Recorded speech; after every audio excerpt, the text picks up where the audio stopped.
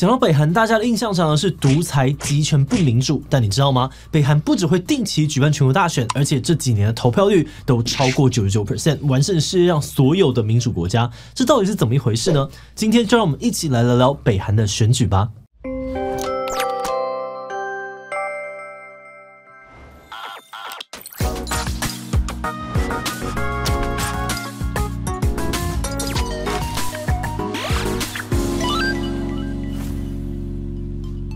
Hello， 大家好，我是志奇。今年11月，北韩举办了4年一度的地方大选，北韩最高领导人金正恩也亲自来到投票所，将他神圣的一票投票给工人阶级的候选人。说到北韩的选举文化，真的是独步全球。他们的候选人不用拜票，不用宣传，也不会举办造势活动，但是投票日当天就可以催出史诗级的投票率，超过99%以上的合格选民一起参与投票。而且北韩人民也非常重视选举哦，投票日当天，人们还会盛装打扮上街头跳舞，庆祝国家实践民主，让投票日变成北韩的嘉年华。今天我们会一起来看看神秘的北韩式大选是怎么运作的，到底是在选谁？投票真的有意义吗？不过在开始今天的讨论之前，先让我们进行的工商服务时间。如果你对议题讨论、分享知识很有兴趣，也正在寻找写作相关的工作，那就千万不要错过志祺七七的新职缺哦。我们希望能够邀请更多影片内容企划的加入，帮助我们制作更丰富的主题内容。在这里，你可以发挥搜集资料、整理观点的能力，把文字化为影响力，带领观众一起思考议题，让多元的讨论持续发生。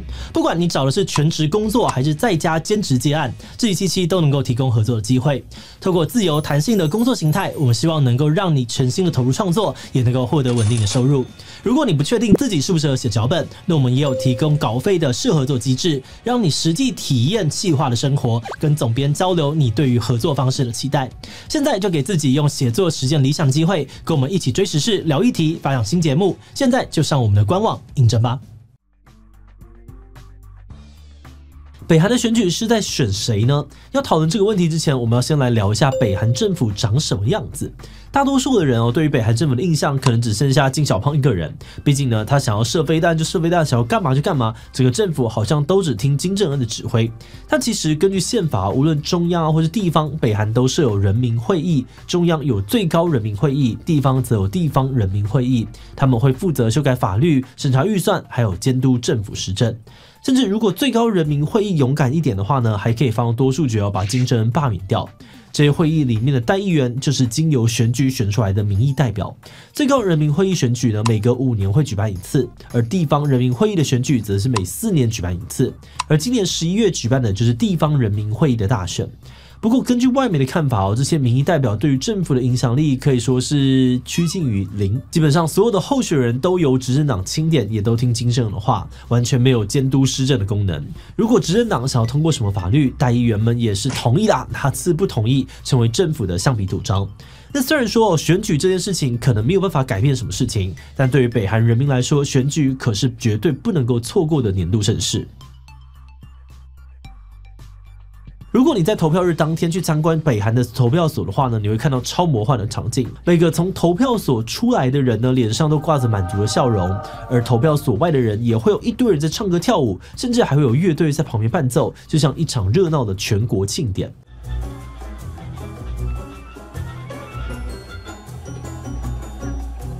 对于北韩人民来说，选举是他们展现爱国情操的重要时刻。所有满17岁的国民都会出门投票，男生呢会穿西装，女生也会穿着这个传统服饰，来强调他们对于选举的重视。而且为了强调自己对于选举的热爱，很多人还会提早前往投票所抢着领票，让投票所大排长龙。更特别的是，投完票之后，大家也不会回家，而是聚集在投票所外面的广场，一起唱歌、跳舞，庆祝自己履行公民义务，为国家民主做出贡献。基本上在北韩，投票就是全民运动，就连没有投票权的这个小朋友，也会带着红领巾在街头游行，鼓励民众出来投票。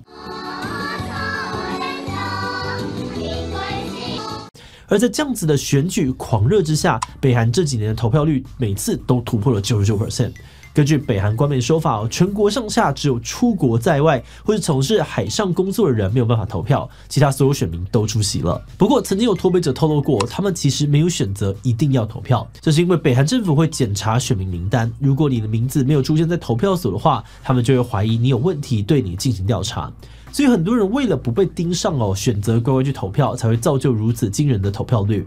那么在投票所里面会发生什么事？大家是可以自由投票的吗？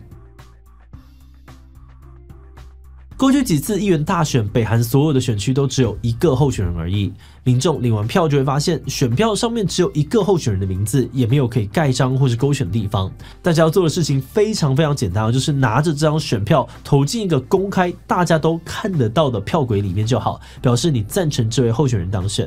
那当然啦，如果你想要投反对票，其实也是可以的。只不过呢，反对票的票尾跟赞成票是分开来的。如果你真的投下去的话呢，大家都会看到你反对这一次的候选人所以基本上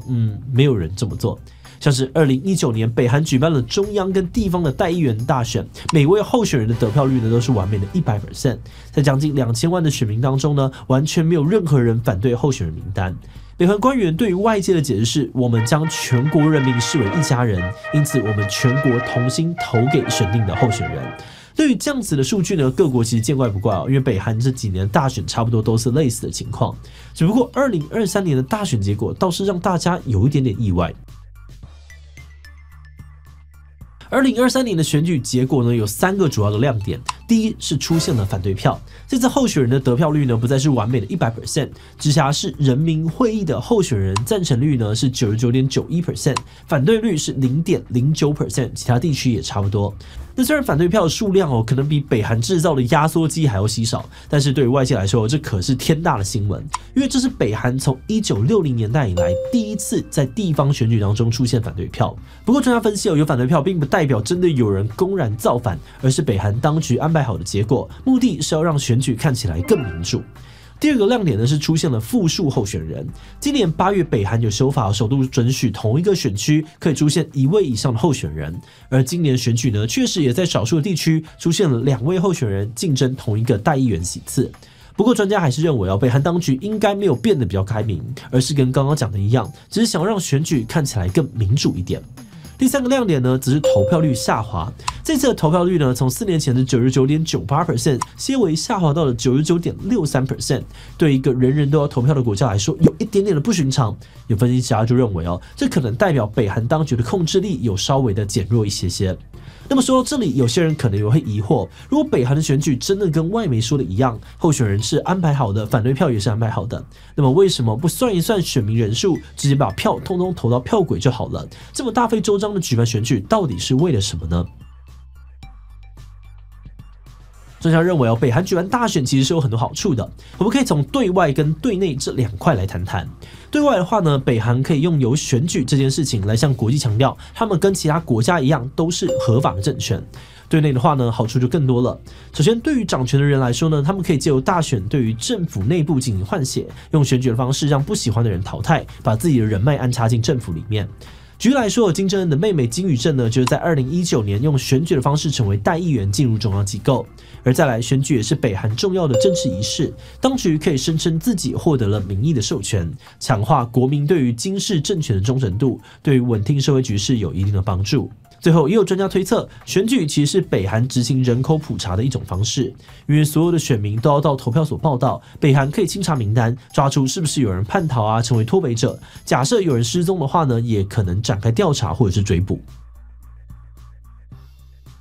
一般讲到民主的时候，大家都会想到投票或者是选举，但就算北韩大肆宣传他们有选举，投票率也超高，还是没有什么人认同北韩是民主国家。这代表有投票跟有民主其实是2件事情。那么怎么样才算是有民主呢？我们觉得民主最重要的意义在于人民可以做主，也就是有选择权，人们有主动参政的权利，也可以选择把权力托付给谁，或是监督影响执政者的施政方向。而北韩或许就是缺乏了以上这些元素，才让他们的民主看起来像一个空壳。那从这样子的讨论当中呢，我们有一个体悟是，除了去投票这个行为本身以外，民主其实应该要是一系列参与政治的过程。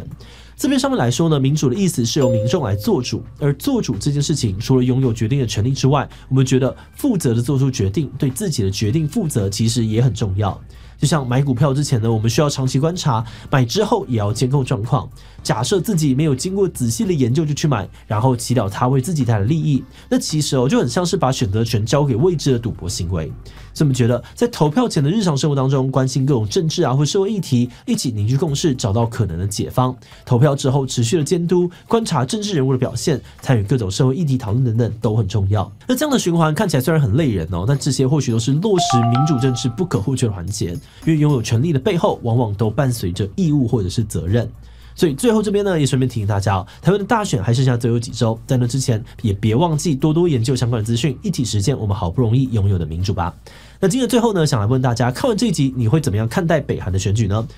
我觉得北韩民众都被洗脑了，才会有这么惊人的选举结果。比我认为很多北韩民众可能根本不想投，但他们没有选择，只能够含泪投票。所以我觉得北韩选举都是假的，根本不需要举办。对其他留言分享你的想法吧。最后，如果你喜欢今天的影片，欢迎分享出去，让更多人知道北韩是怎么选举的。此外，也可以点击这个地方看金氏王朝或是韩战的历史。那么今天的这一期就到这边告一段落，我们就明晚再见喽。